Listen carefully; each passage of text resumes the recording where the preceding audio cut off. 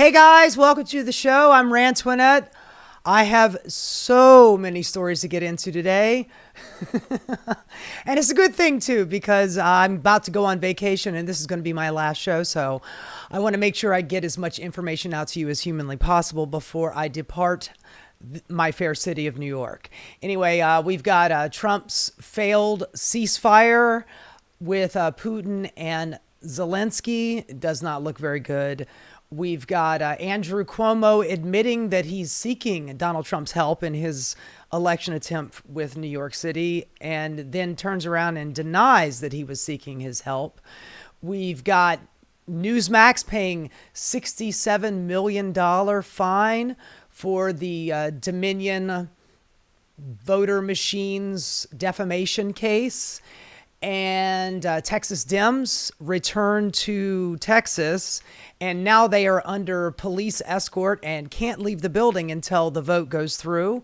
I believe that it did go through today, but anyway, to answer that, Gavin Newsom seems to have quite a bit of support in his state for doing the same thing, gerrymandering in Texas, which I'm glad to see that some Democratic governors are actually finding the guts to stand up to Donald Trump. Let's see, what else do we have? We've got Catherine Clark, who is the second highest Democrat in the House. She finally admits that what's going on in Gaza is a genocide. We've got many more young children dying in Gaza due to starvation, not to mention all the bombing and the assassinations done by the IDF. Elon Musk gives up on his America First party and crawls his way back to Donald Trump to kiss that fucking onion ring. Let's see, what else do we have? Oklahoma is requiring a MAGA loyalty pledge for any new hires for working as a teacher in high schools and in, K through 12 schools. Let's see, what else do we have? DC residents hit the streets in protest against Donald Trump's military invasion, as well as here in New York, which is good to see. Also, over 100,000 people in Israel protest against Bibi Netanyahu. Of course, they're protesting because of the hostages and not because of the genocide. And so very much more. Anyway, before I get into it, if you wouldn't mind, please, liking and subscribing, I would really appreciate it. It helps me out in the algorithm, and it does not cost you anything. Okay, so let's get started. The Trump ceasefire peace talks did not go very well. He went on Friday. Donald Trump thought he was going to Russia because he repeated it several times over. I'm going to Russia. I'm going to Russia. You mean Alaska? Yes, I mean Alaska, but Russia too. I'm going to Russia. I don't want to talk about it. I'm just going to Russia. Anyway, that didn't really bode well. The fact that he didn't know where the hell he was going, and the fact that Donald Trump rolled out the red carpet for Putin, even though that, every time he talks to Zelensky, he is just berating him and beating him down. But Donald Trump has a special place in his heart for autocrats and authoritarians. And when Donald Trump met with him, he literally did roll out the red carpet for Putin. And let's go to this first. This is Fox News. We've got Jackie Heinrich, and she didn't think that the meeting went very well. In fact, she says so in this clip here. So let's take a look, see what she's got to say. In their language, but Putin started right off in Russian, and we all had to get our headsets on and listen to him rattle off. By the way, what she mentioned here was that at the end of all of this, where they had the big presser, and you got Putin and Donald Trump at the dais, and normally what happens is the host country, which Donald Trump, it is in Alaska, so it is still the United States. I'm surprised that he did not give Putin the Alaska in the deal. But anyway, you're supposed to, as the host country, you're supposed to speak first, and then everyone else. The other leader, he gets to speak. Well, he allowed Putin to speak first, so Donald Trump is not showing a lot of energy in all this. I don't think that the man is well.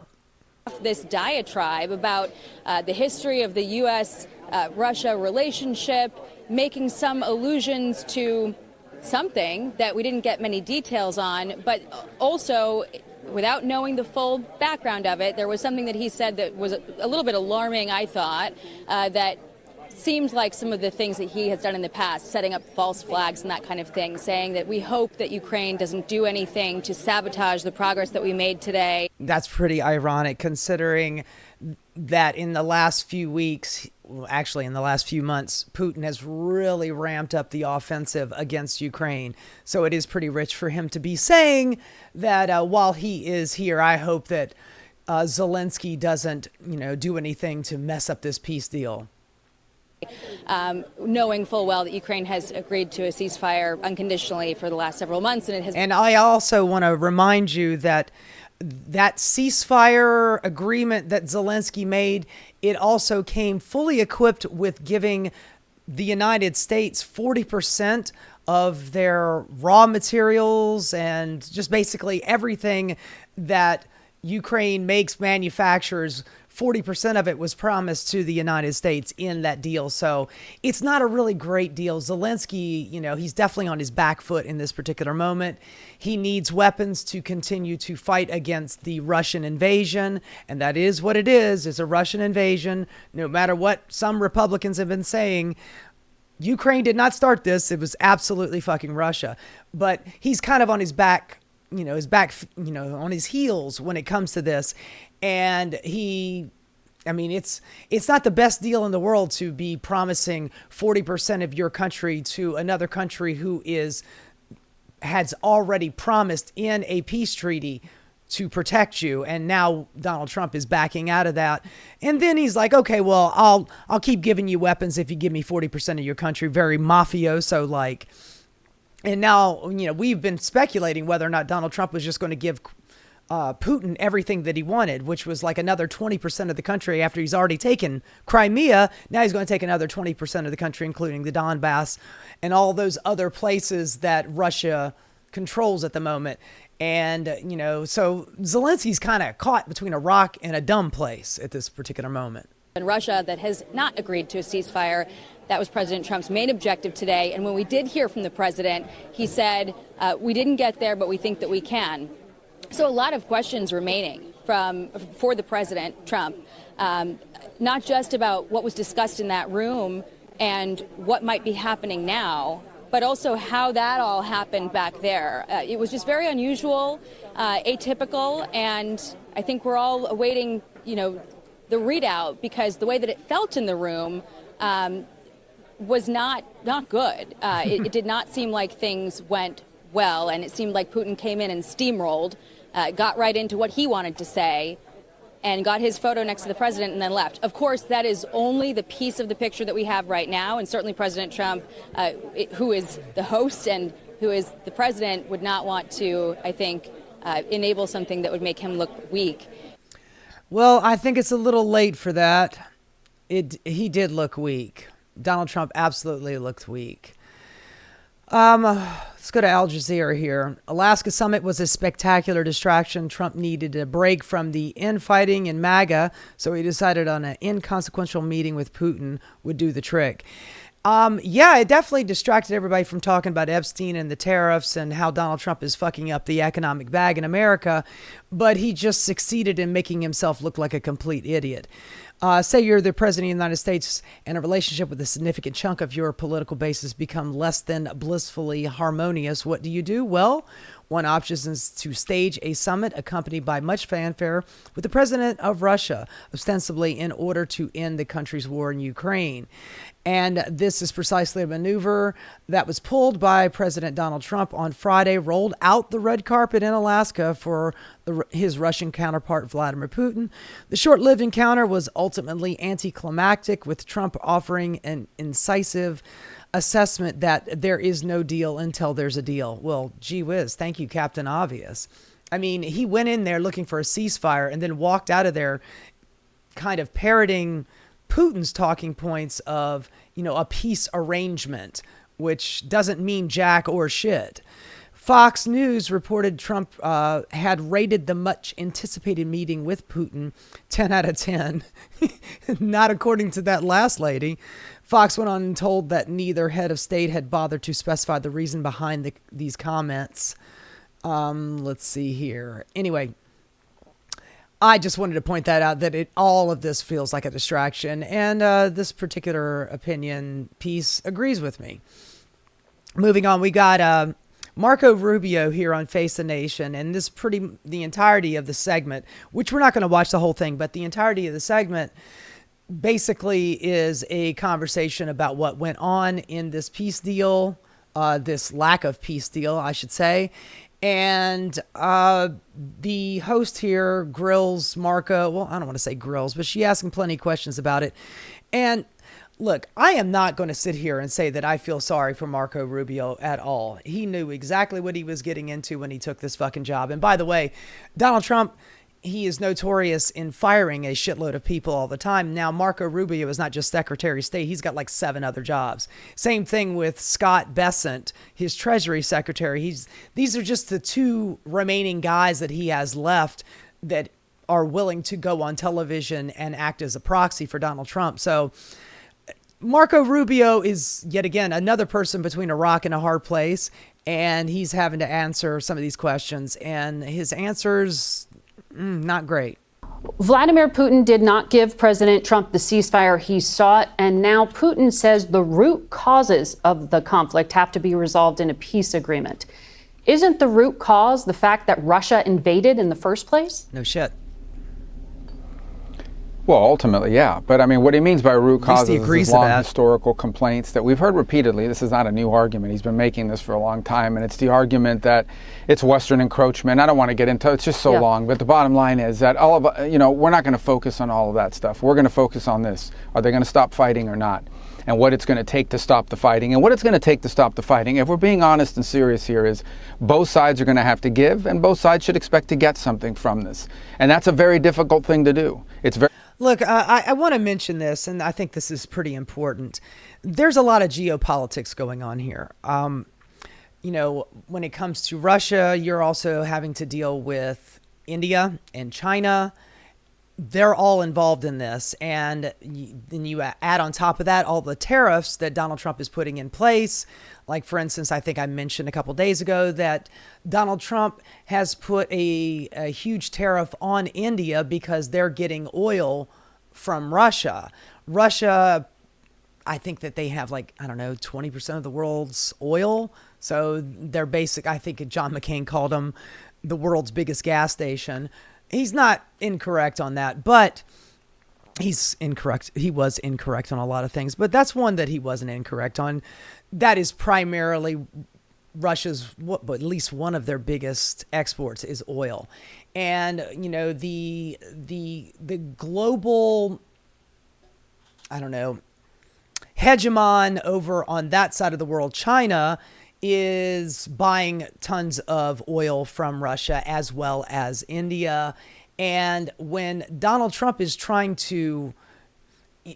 Look, Donald Trump was screaming and yelling about Joe Biden, not ending this war. And there is this much of an argument that I would make for that at one particular point when Russia was back on its heels for like a 5-minute period, that would have probably been the time to make a peace agreement. But it's also, we're talking about Vladimir Putin here, and Vladimir Putin is not, he wants a greater Russia. He's very much like Bibi Netanyahu. He wants a greater Israel. Vladimir Putin wants Russia to go back to the way it was when they had all of those countries back when, Czechoslovakia and, every Eastern Bloc nation in Europe was part of Russia, including Ukraine. And then, of course, in 91, when the collapse happened, not 91, 89, when the collapse happened and everybody, all those other countries started to get their freedom again. Putin wants to go back to the way it was when they were, the greater USSR. And, Marco Rubio, Donald Trump, I don't want to say Marco Rubio, but Donald Trump thinking that this was going to be an easy thing going in here and figuring this shit out, on day one. Honestly, anybody that heard him say that should have immediately known that that was absolute bullshit and it wasn't going to be that easy. But anyway, Marco Rubio is basically the janitor here trying to play cleanup, and, he's not going to be able to do it. Very difficult because Ukraine obviously feels, harmed, and rightfully so, because they were invaded. And the Russian side, because they feel like they've got momentum in the battlefield and frankly don't care. Don't seem to care very much about how many Russian soldiers die in this endeavor. They just churn through it. So I think what the president deserves a lot of credit. Yeah, I believe somebody interviewing a soldier in Ukraine described the Russia's war tactic as throwing a meat wave at them, meaning Vladimir Putin does not give a good goddamn about his people. He's just throwing bodies at it. Endless waves of human beings to be mowed down. And he's still got plenty more in reserve. Russia is a much bigger nation than Ukraine.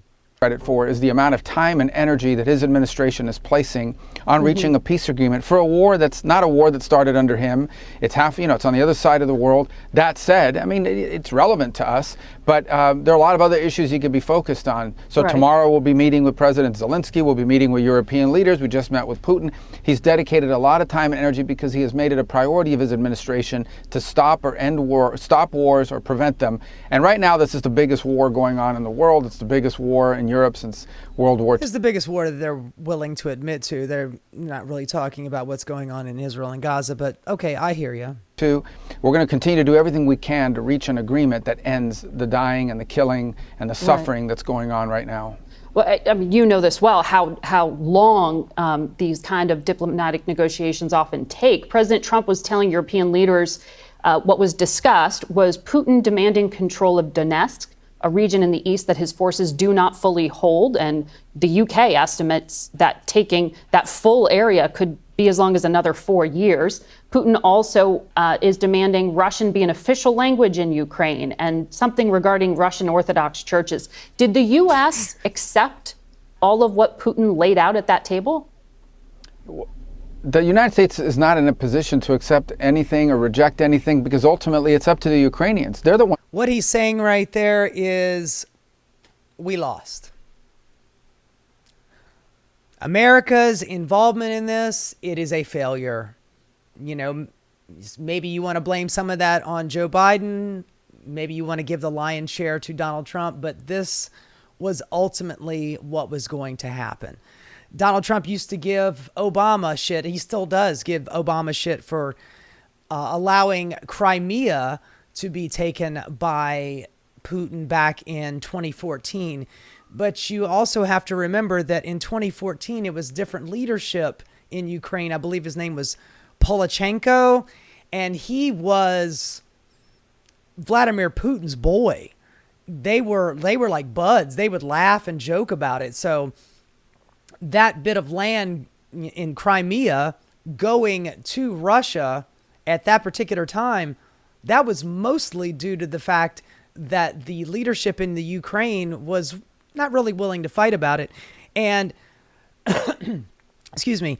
And also, I remember a lot of people, a lot of Republicans back at that time were, I would say at least half of the war hawks were yelling at Obama to go to war. And then the other half were like, hey, these are all Republicans, by the way, and the other half of the Republican Party was like, oh, we are, we're non-interventionists. We don't want to get involved in this. Don't go spending any money on this. Ultimately, Obama did not get involved in it, but yet Joe Biden did. And he did for a good reason, because we do have a peace treaty with Ukraine. When back in the day, when they got their independence, we agreed to protect them just in case there was an invasion in the trade for them giving up their nuclear weapons. They gave up their nuclear weapons, and we made that that peace agreement with them. Of course, we never were planning on letting them join NATO, even though Putin is always screaming and yelling that, they're trying to join NATO. All these other countries have joined NATO. But ultimately, this is going to end up being a failure. There are going to be concessions at the end of this. And unfortunately for Ukraine, they're going to have to give up some territory. What's really sucks is that now we are wheeling and dealing to give up that territory by no fault of their own. They were fucking invaded, and they should not have to do that. But ultimately, what are we going to be doing? Just continue to provide them weapons? I mean, ultimately, I would love to continue to provide them weapons, but at the same time, you're also talking about peace deals with India, who, by the way, India is, this is the silly thing. India, we are hoping that India is going to be our new manufacturing base since we've turned our back against China and they make all of the things. Donald Trump is under the impression that India is going to be the new manufacturing base for the United States. Donald Trump thinks he's going to be moving all this stuff to America. This shit's not going to happen. Certainly not in the short term. So he wants to make a deal with India to do that. But at the same time, now he's throwing 50% tariffs on him for getting oil from Russia. This is a lot of global shit going on here, and Ukraine is caught in the middle of it, and it's not looking good. That Russia has to make peace well, with. The president said he Russia. did come to It's up to the Ukrainians to make these conditions. Well, the agreements were that we were going to try to do things like, for example, get a leaders meeting. We have to make enough progress so that we can sit down President Zelensky and President Putin in the same place, which is what President Zelensky has been asking for, and reach a final agreement that ends this war. Yeah, but you also have to have somebody who wants to end the war, and Putin does not want to end the war. Anyway, I suggest that you watch the rest of this interview. It's enlightening, but you need to keep that in mind. To have peace, you need to have both parties that want peace. Zelensky might want peace, but Putin does not. Moving on, we've got Scott Besson here, and he's being asked by Laura Ingraham on Fox News, yet again, going to the hug box of Fox News. And he says some stuff that is a little troubling. It's deference. Because they understand that President Trump is the only person in the world who can stop this conflict. When we talk, actually, the only person in the world can stop this conflict is Putin. We can supply weapons all the live long day, but unless we put American boots on the ground, and ultimately that was the argument again, that everybody was having back in 2014 with Obama, and Obama's like, "What do you want me to do? Put American boots on the ground?" Because that's the only way that this is going to stop. We can use Zelensky and Ukraine, or at the time they had Poloshenko, and he was not going to fight against Putin. Like I said, he was his boy. But ultimately right now with Zelensky, the only way that we could actually push Russia back is if we put American troops on the ground, and nobody in America wants to do that shit. About security guarantees, obviously, other than the land swap and what's like that land swap thing again. They're not swapping land. They're just wanting to give land to Russia. Donald Trump is going to get 40% of Ukrainian mineral rights, and then 20% of the country is just going to be given to Putin. And all of this is contingent on whether or not Putin is not going to just, soon as he gets what he wants, go, okay, well, I got this. Let's see what else I can get. Which is exactly what he would do. Of land we're talking about here, that's a big issue. The other big issue is security. What does it look like? We understand no boots on the ground, but a U.S. air cover costs a lot of money. And yeah, by the way, air cover costs a lot of money, so do bombs.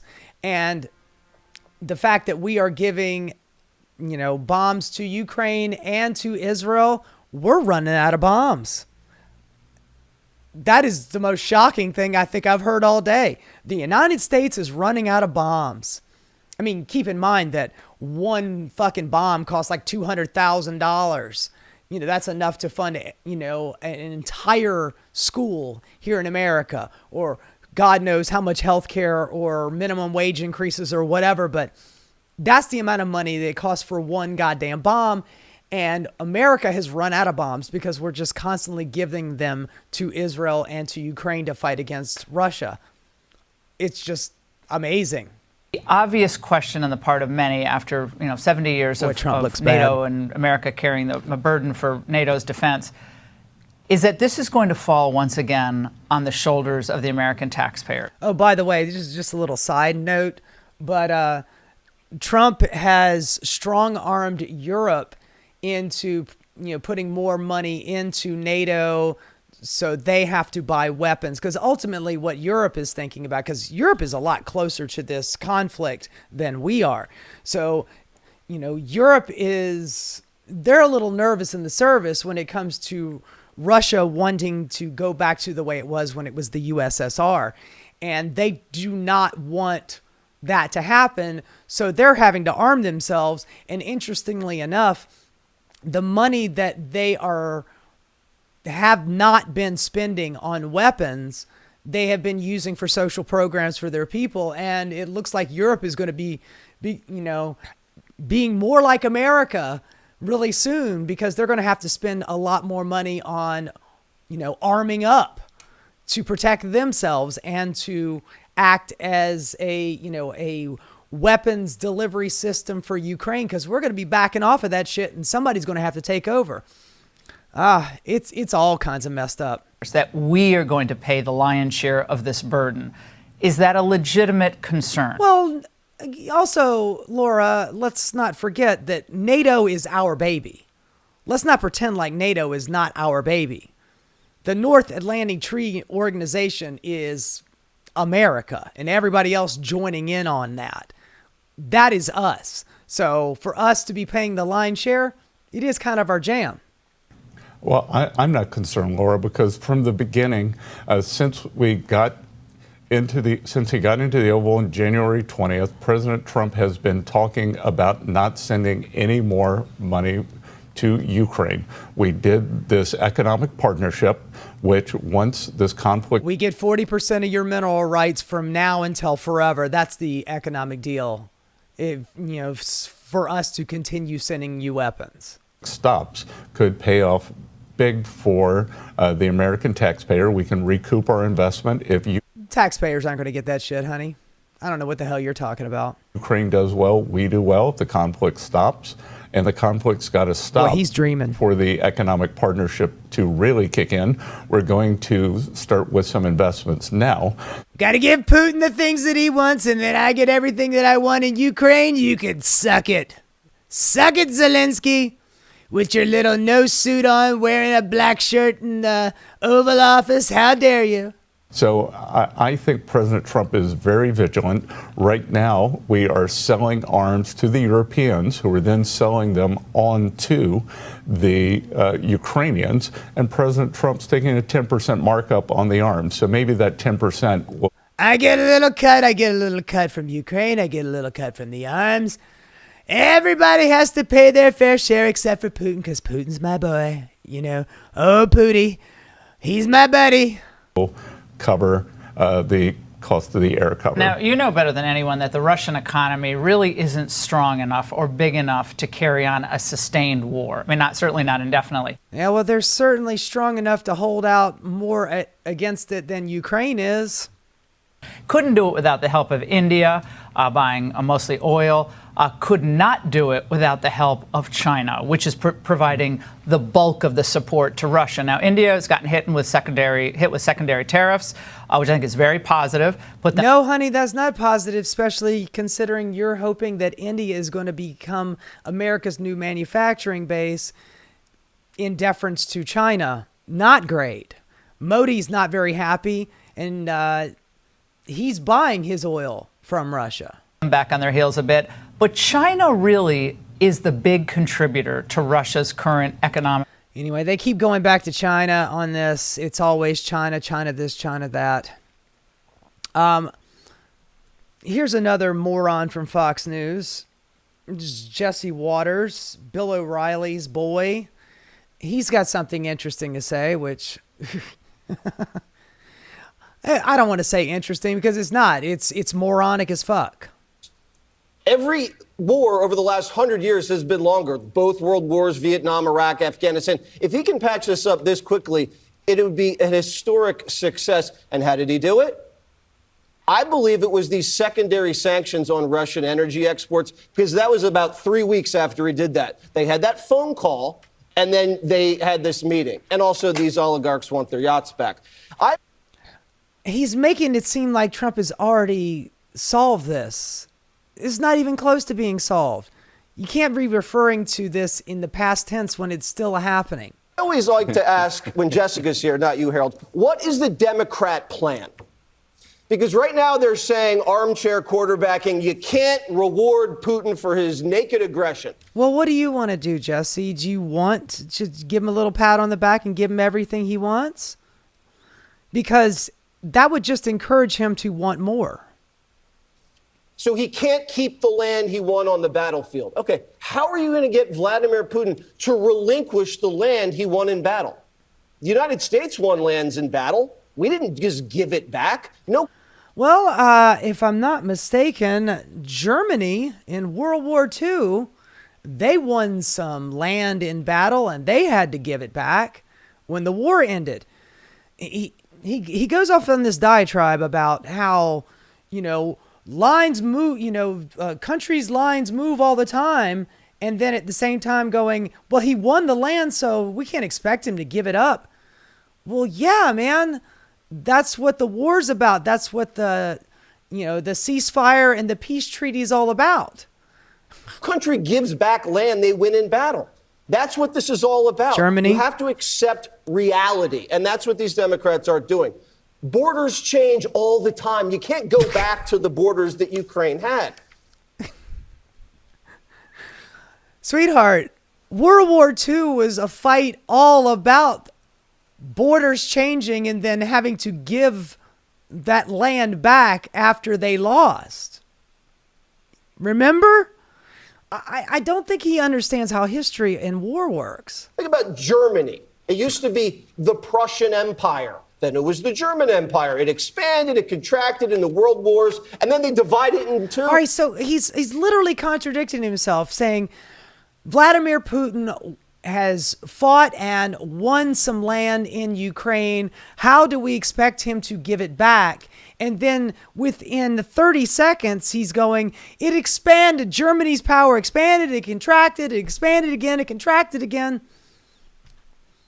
Does he not understand how this works? And now it's reunited. And they can't do this to Ukraine? Come on, that's ridiculous. Trump's just stopping the bleeding. Bill Clinton was the one that made Ukraine give away its nukes. Then he didn't make him give away his nukes. That was the agreement. They gave up their nukes for us to protect them. Honestly, maybe it is Ukraine's fault for thinking that we were going to be an actual, steady backer. We break our deals all the time, whether it was the deal Obama did in Cuba, which is now gone, the deal that Obama did in Iran, which is now gone, the climate change deal that we made with the world that is now gone. I don't want to say we break our deals all the time. It's just Trump. Trump breaks deals all the fucking time.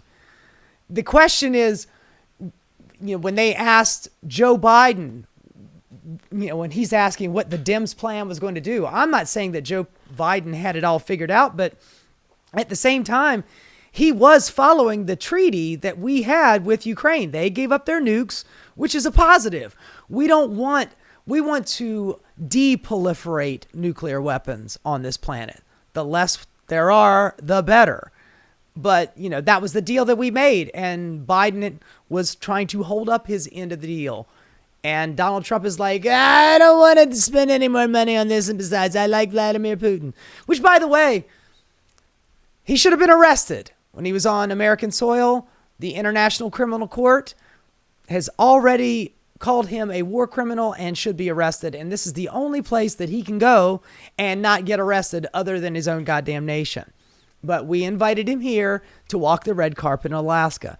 But anyway, Jesse Waters is just a fucking moron. Let's see if he's got anything else stupid to say. He invaded Crimea under Obama's watch. And when Joe said don't, Vlad went in strong. Trump is just there to patch things up. Okay, so Joe Biden, Barack Obama didn't go to war, and you're insulting him. And then Joe Biden did help out Ukraine with their war, and you're insulting him. Which one do you want, Jesse? What the fuck do you want? Do you want what Obama did, where he's like, I don't want to put American boots on the ground, but that he did bad and he was wrong. And then when Joe Biden was like, okay, let's provide military assistance to Ukraine, he's doing wrong, he's doing bad. I think it's just Donald Trump is your boy, and you're willing to insult anybody who's a Democrat no matter what they decide. I mean, that just seems what it is. And he's doing it not by being bullied like the media says he's being bullied. Putin's bullied all these other Democrats in office. What the fuck are you talking about? He went all the way to Alaska and didn't get anything, man. He got nothing. And he was prepared to give away the fucking farm, man. He was prepared. He's already fleeced the country for the 40% of mineral rights that he wanted. And then he was going to give Vladimir Putin 20% of the country. But Vladimir didn't want just that. He wants it all. So no peace deal was done, and it was just a waste of everybody's fucking time. Yeah, but Donald Trump's a tough guy. This guy threatened to nuke Moscow. Think about it. He was going to bomb the bejesus. That's a good thing? That's a good thing. God, you are dumb as a bag of fucking hammers, Jesse. Out of their capital if Vlad tried this on the last watch. He saw this coming too. Remember Nord Stream? He said, no, no, no. He said, beef up your military. And got it done. And now if you can end this war now, and you can guarantee European soldiers it's a false flag to go onto the front lines if Vlad gets this dumb idea back in his head, and we get the minerals, and we get the drone technology. Jesus, I mean, listen to him. Who is fleecing Ukraine more? Vladimir Putin or Donald Trump? And we get the military rights, and we get this and that. God damn, man. God damn. Trump absurdly blames Obama for giving Ukraine land to Russia. Donald Trump met with the Ukrainian President Vladimir Zelensky and European leaders on Monday in a follow-up to last week's summit with Russian President Vladimir Putin. I should have said failed follow-up, but okay. While the back-to-back high-stakes meeting between the warring leaders and their regional partners are aimed at finally bringing an end to the Russia's war against Ukraine, Trump can't seem to stop undermining the delicate negotiations by publicly parroting Kremlin talking points. On Tuesday morning, interviewed with Fox News, Trump falsely claimed that Putin and Russia had gotten Crimea from Obama, describing Russia's annexation of the territory as a real estate deal. I just told you that the leadership in Ukraine at that particular time was Polachenko, and he was Putin's boy. So there was not very much of a fight put up. And what was Obama going to do? Put American boots on the ground? That would have made everybody here in America really happy. I'm sure that the Republicans would have been just fine with us sending military troops to go fight Russia in Ukraine. Yeah, right.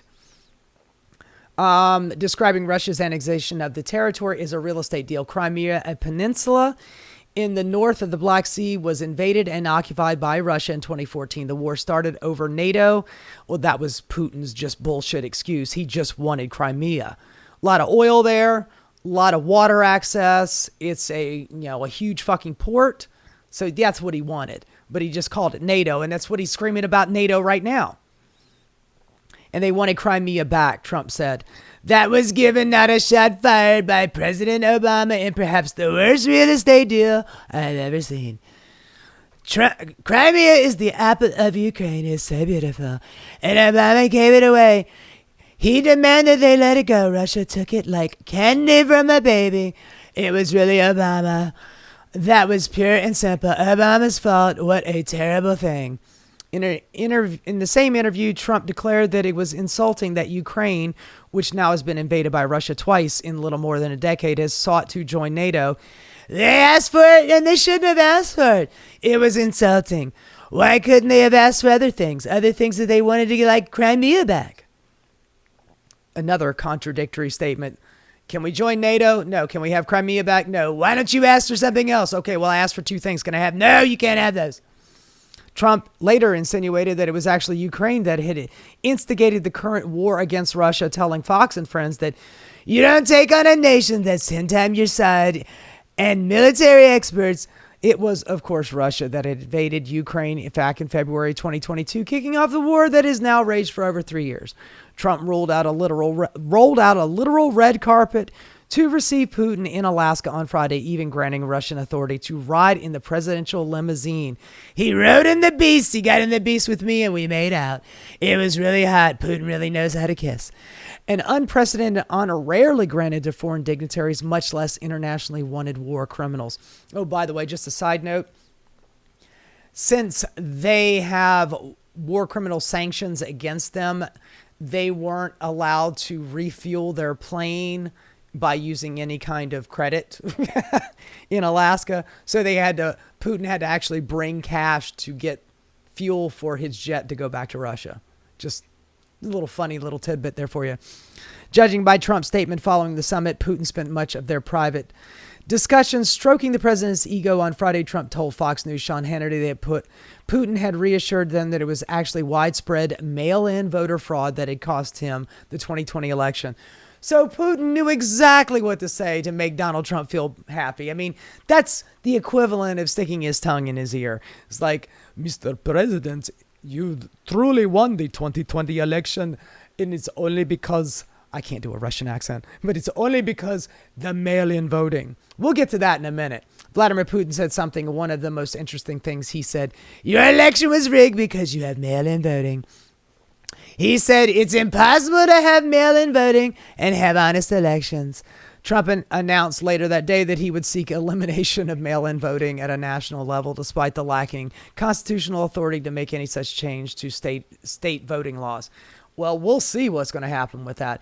Anyway, Putin fucking played Donald Trump like a goddamn fiddle. And I just wanted to play this for you just to show you what a belligerent asshole he and J.D. Vance are. Just a blast from the past. This was just a few months ago, the first time Zelensky came to the White House, basically begging, please help us. We are getting screwed over royally in this conflict from Russia's invasion. Exchange prisoners. We signed the exchange of prisoners, but he didn't do it.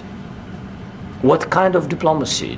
JD. Remember, he's like, you need to practice some diplomacy with Putin. Well, it's hard to practice diplomacy with somebody who just wants to annex your country.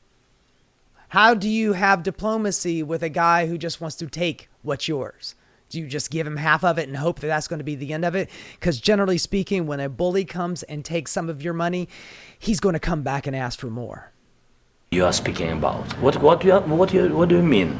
I'm talking about the kind of diplomacy that's going to end the destruction of your country. Yes, but if you Mr. President, with respect, I think it's disrespectful for you to come into the Oval Office and try to litigate this in front of the American media. Right now, you guys are going around and forcing conscripts to the front lines because you have manpower problems. You should be thanking the president for trying to bring an end to this conflict. Have you ever been to Ukraine that you say what problems we have? I have been to. Count one. I've actually watched and seen. Oh my God! Have you ever been to Ukraine and seen what the conflict has done to my country? Oh, I watched it on TV. God damn, man! What a useless waste of fucking skin J.D. Vance is. I mean, you are using up all of the good air just by opening your mouth and fucking talking. Stories, and I know what happens is you bring them on a propaganda tour, Mr. President. Do you disagree that you've had problems bringing people into your military? And they have a few less people than Russia has. Fucking Vladimir Putin is willing to throw every physical body in front of Ukrainian arms and bullets that he can. He only cares about one thing, it's fucking power. I think that it's respectful to come to the Oval Office of the United States of America and attack the administration that is trying to prevent the this doughboy fucking garbage pail kid with his goddamn gender affirming beard who has done nothing. He's never held to any standard. He's never done anything that is difficult. He's been bought and paid for by Peter fucking Thiel, and that's the only reason why you're in this room right now. You have done absolutely nothing. And you were talking to a guy who has been under siege for the last 3 years, and you're talking down to him like he's a fucking child. You are a scumbag of the highest fucking order, JD Vance. How dare you talk to somebody like that? Destruction of your country. A lot of questions. Let's start from the beginning. Sure. First of all, during the war, everybody has problems. Even you, but you have nice ocean and don't feel now. But That's a very valid point. United States has one of the greatest military assets that anybody on the planet has. We are separated by 2 gigantic fucking oceans. That is half of our defense network right there. The Pacific and the Atlantic Ocean. But, America, we're just great, man. It's got nothing to do with that. feel it in the future. God bless. You don't know that. God bless. God bless. You will not have a war. Don't tell us what we're going to feel. We're trying to solve a problem. Don't tell us what we're going to feel. I'm not telling you. Because you're in no position to dictate that. That's Remember exactly this. You're in no position to dictate what we're going to feel. We're going to feel very good. You will feel influence. We're going to feel very good and very strong. You will feel influence. You're right now not in a very good position. You've allowed yourself to be in a very bad position, and he happens to be right about it. From the very beginning of the war. You're not in a good position. You don't have the cards right now. Well, I would say that is the position that Donald Trump is in right now. This is just a couple of months ago. This is Zelensky saying, you're going to feel it soon. Well, Donald Trump, how do you feel, man? How do you feel? You just went up there to try to get a ceasefire and make a little peace deal, and Vladimir Putin got everything he wanted. He showed up. He made you look bad. He got to talk first. He got to walk down the red carpet. He got his picture with you. He gets to go back to his country looking great, and you look like a goddamn donkey. You have failed on this, man. You have absolutely fucking failed on this. You could scream about Joe Biden all you goddamn want to, but you look like a fool. And Zelensky was telling you, hey, man, just because you have the Atlantic and the Pacific Ocean to protect you doesn't mean that you're not going to feel this. Well, we are definitely starting to feel it now. And Donald Trump thinks, oh, I'm going to come ahead on this deal. I'm going to get some minimal rights and yada, yada, this and that and the other. And you know what? Maybe you are going to get those minimal rights. But at the same time, we are a laughingstock on the world stage because of this. You look foolish. You look diminished. You looked tired. And Putin made a fool of you, man. So anyway, I don't know how this is going to end. I never said it was going to be easy. The only person that thought this was going to be easy was Donald Trump. And right now, it looks like it's not that easy, is it, dog? Hey guys, thanks so much for watching. If you enjoyed what you saw, please like and subscribe. Keep rocking.